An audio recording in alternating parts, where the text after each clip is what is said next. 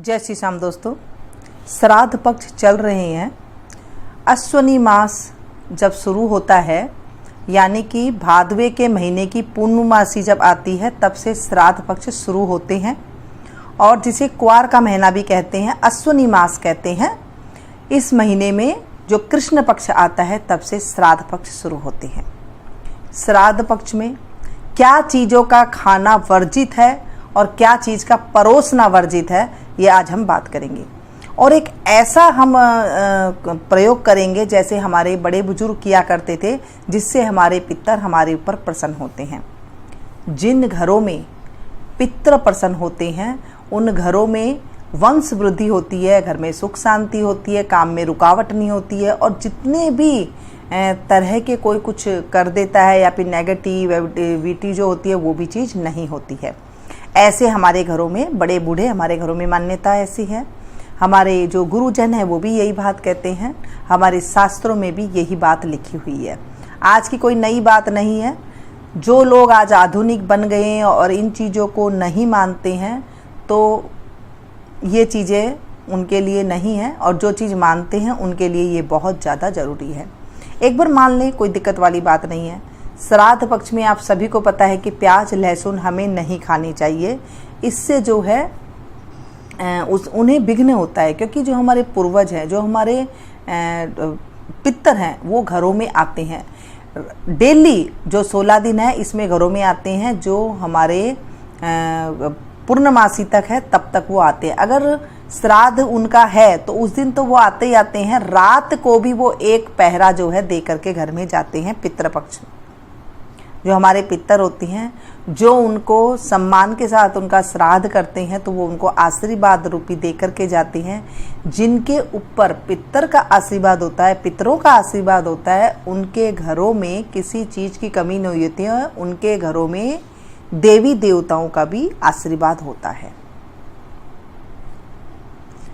16 दिन में जैसे मैंने कहा कि प्याज लहसुन नहीं खाते। अब कई लोगों का ये होता है कि प्याज लहसुन हमारे उनको पसंद था तो हम प्याज लहसुन का भोजन बना करके ये दे देते। ये कदापि ना करे, बल्कि सीधा होते हुए उल्टा हो जाता है काम। नींबू नहीं खाना चाहिए। कहते हैं श्राद्ध पक्ष में खुद खा लें, लेकिन जब श्राद्ध कर्म आप कर रहे हैं उसमें जिस दिन श्राद्ध तिथि हो उस दिन नींबू का उपयोग नहीं करना चाहिए।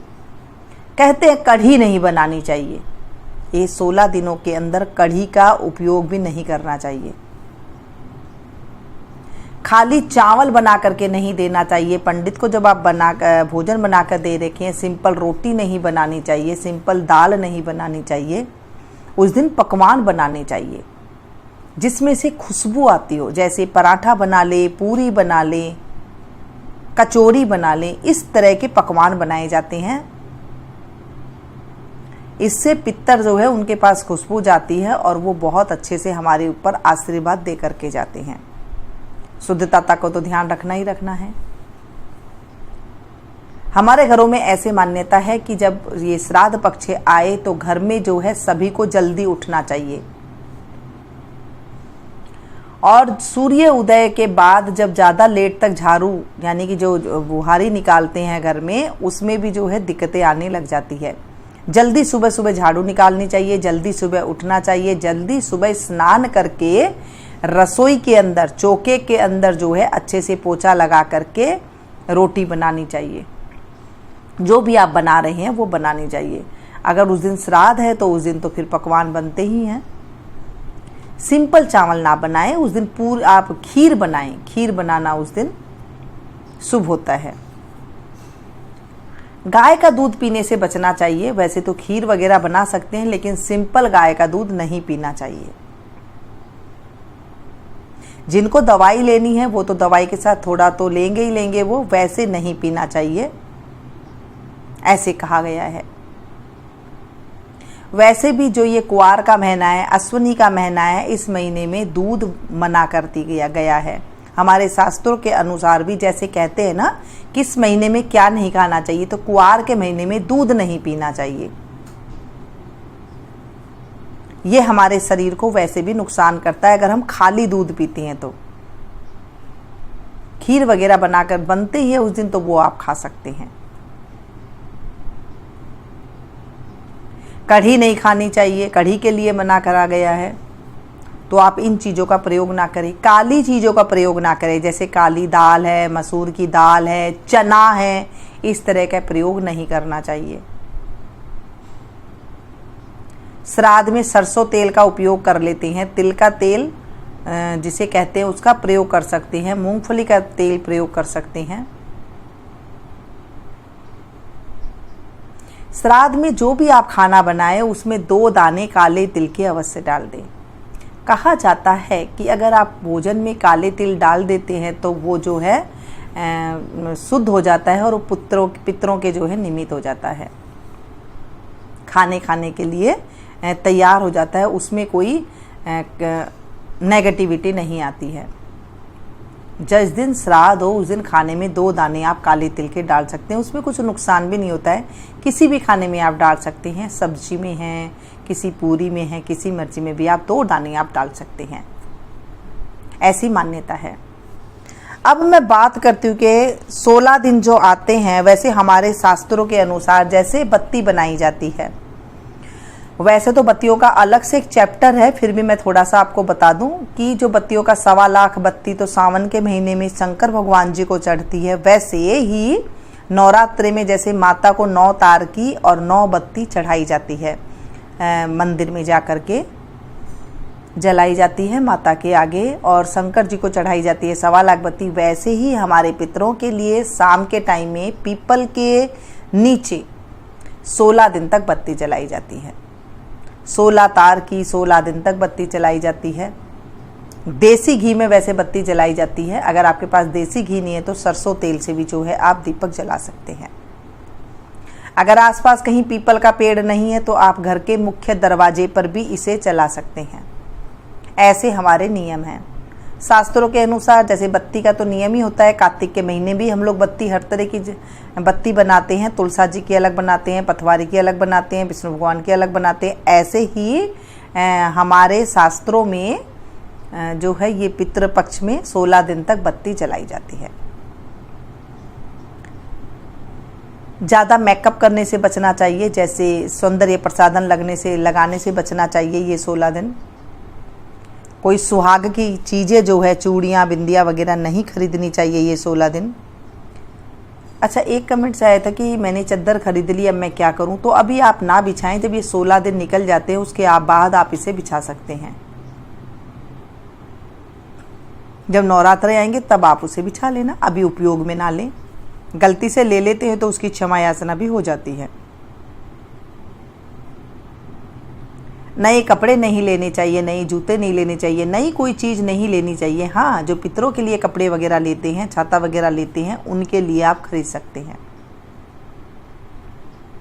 जब पितरों के लिए कपड़ा वगैरह देते हैं, दक्षिणा देते हैं, पंडित जी खुश होकर के जाते हैं, तो हमारे घर में भी सुख शांति आती है, क्योंकि पितर उस दिन किसी भी रूप में आ जाते हैं हमारे घर में।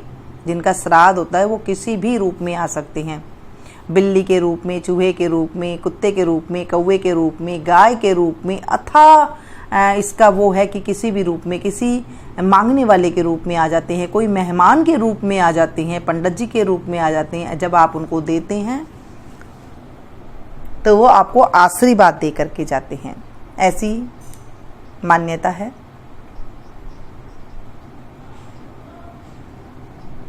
ज़्यादा मेकअप नहीं करना चाहिए, ऐसे कहते हैं इन दिनों में, 16 दिनों में।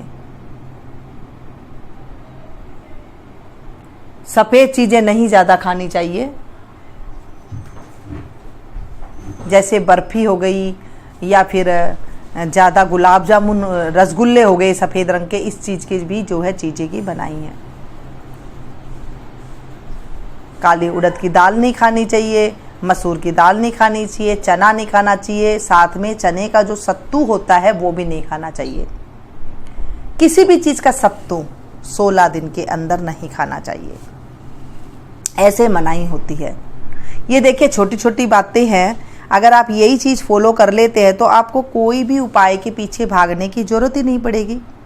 हमारे घरों में ही इतनी ज़्यादा बातें हैं, हम वो तो करते नहीं हैं, बाकी चीज़ों के पीछे हम भागते हैं कि ये चीज़ दबा दीजिए, ये चीज़ कर लीजिए, ये टोटका कर लीजिए, तो उसके पीछे हम लोग भागते रहते हैं, तो उससे बहुत ज़्यादा दिक्कतें आती हैं।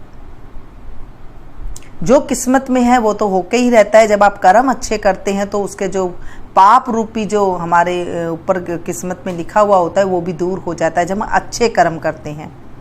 इन 16 दिनों में घर में लड़ाई झगड़ा नहीं करनी चाहिए। इन 16 दिनों में बाल नहीं कटवाने चाहिए। इन 16 दिनों के अंदर नाखून नहीं कटवाने चाहिए। इन 16 दिनों के अंदर दाढ़ी शेव जो पुरुष भाई करते हैं दाढ़ी वगैरह नहीं बनवानी चाहिए।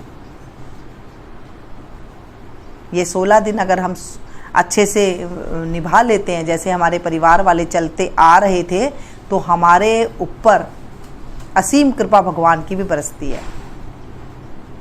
पितर यानी कि विष्णु भगवान लक्ष्मी जी का भी रूप माना गया है। जब आप शुद्धता से भोजन बनाते हैं, शुद्धता से इन दिनों में रहते हैं तो विष्णु भगवान लक्ष्मी जी की भी कृपा हमारे ऊपर बरसती है।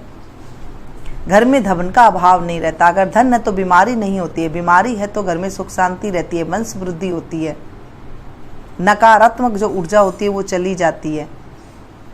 श्राद्ध पक्ष में कोई नया काम शुरू नहीं करना चाहिए, कोई अनुष्ठान नहीं करना चाहिए, कोई नई जगह पर नहीं जानी चाहिए। अब आप कहेंगे नई जगह कैसे? जैसे आप कहीं तीर्थ में नहीं गए हैं और आप पहली बार जाना चाह रही हैं तो श्राद्धों के दिनों में नहीं जाना चाहिए। मैं आपके साथ वही बातें शेयर करती हूँ जो घरेलू बातें होती है, जो घर में अपनाई जाती है। जब हम फालतू चक्करों में पड़ते हैं, बिल्कुल शॉर्टकट अपनाते हैं और इन चीज़ों को फॉलो नहीं करते हैं, तब तकलीफ़ें आती हैं। जो नियम है, जो घर में नियम है वो तो फॉलो ही करना होता है। अगर आपको इन बारों में कुछ भी नहीं पता, आपके परिवार से आपको कुछ नहीं पता, आपको कोई है नहीं, कोई बताने वाला नहीं है, तो आपके शहर में जो पंडित जी है उनसे आप पूछ करके जैसे आपके शहर का रीति रिवाज है वैसे आप कर सकते हैं। इन 16 दिनों में आप जितना भी दान पुण्य करेंगे वो करोड़ों गुना होकर के फल की प्राप्ति होती है। करोड़ों करोड़ मतलब जैसे आपने गाय को हरा चारा दिया, कुत्ते को रोटी दी, कौवे को रोटी दी, चींटियों को दाना डाला, तो ये करोड़ों करोड़ों गुना होकर के हमें प्राप्ति होती है। अगर वीडियो पसंद आ रही है तो प्लीज़ एक लाइक ज़रूर दें, इसे ज़्यादा से ज़्यादा अपनों के साथ शेयर कीजिएगा ताकि औरों को भी फ़ायदा हो सके। जब आप छोटी सी गलती कर लेते हैं उसका बहुत ज़्यादा खामियाजा उठाना पड़ता है। पितृपक्ष है, काफ़ी सारे कमेंट्स आ रहे थे कि पितृपक्ष के बारे में हमें कुछ नॉलेज दीजिए। देखिए, मैं वैसे तो कोई टोटका वगैरह बताती नहीं हूँ, ना ऐसा कुछ करना चाहिए। सिंपल काम जो है वो ही करना चाहिए घर के अंदर, जो हमारे बड़े बुजुर्ग करते आ रहे हैं, जो हमारे शास्त्रों में लिखी हुई है, जो हमारे गुरुजन ने लिखी हुई है किताबें, वो जब आप किताबें पढ़ेंगे, उनके साथ आप जब संपर्क से जुड़े रहेंगे बड़े बुजुर्ग के साथ, गुरुजनों के साथ, तो आपको पता लगेगा कि हमारे शास्त्रों में क्या लिखा हुआ और हमें क्या क्या नहीं करना चाहिए। मूली नहीं खानी चाहिए, श्राद्धों के दिवस पर मूली नहीं खानी चाहिए। ये 16 दिन के अंदर जब श्राद्ध होते हैं उस दिन मूली का जो है नहीं करना चाहिए, त्याग करना चाहिए। आप खा सकते हैं लेकिन श्राद्ध में नहीं लगाना चाहिए, देना नहीं चाहिए। जैसे मैंने कहा था कि गोभी की सब्जी भी नहीं बनानी चाहिए, ऐसे हमारे ग्रंथों में लिखा हुआ है। ये थी छोटी सी जानकारी। अच्छी लगी तो प्लीज़ इसे ज़रूर शेयर कीजिएगा। मिलती हूँ फिर से एक नई ऐसी जानकारी के साथ। अगर आपको कुछ और पूछना है और जानकारी लेनी है तो आप मुझे कमेंट्स बॉक्स में जा करके पूछिएगा, मैं आपको ज़रूर बताऊँगी। घर में शोर शराबा, जैसे मैंने कहा कि घर में लड़ाई झगड़ा, शोर शराबा, कटिंग वगैरह का आप ध्यान रखें, शुद्धता का आप ध्यान रखें, तो आप देखेंगे अगर आपके जो काम नहीं बन रहे हैं वो बनने लग जाएंगे। आपके ऊपर, आपके ही घर के पितरों की आपके ऊपर कृपा बनने लग जाएगी। ऐसे हमारे शास्त्रों में लिखा हुआ है। लहसुन प्याज का सेवन ना करें, नॉन वेज तो दूर की बात है। जब आप इन हिसाब से काम करते हैं तो आपके ऊपर भगवान की भी कृपा होती है और उनकी भी जो है आशीर्वाद मिलता है। विष्णु भगवान लक्ष्मी जी का साक्षात आशीर्वाद मिलता है। ये थी छोटी सी जानकारी। मिलती हूँ फिर से एक नई वीडियो में नई जानकारी के साथ। तब तक आप लोग देखते रहिए।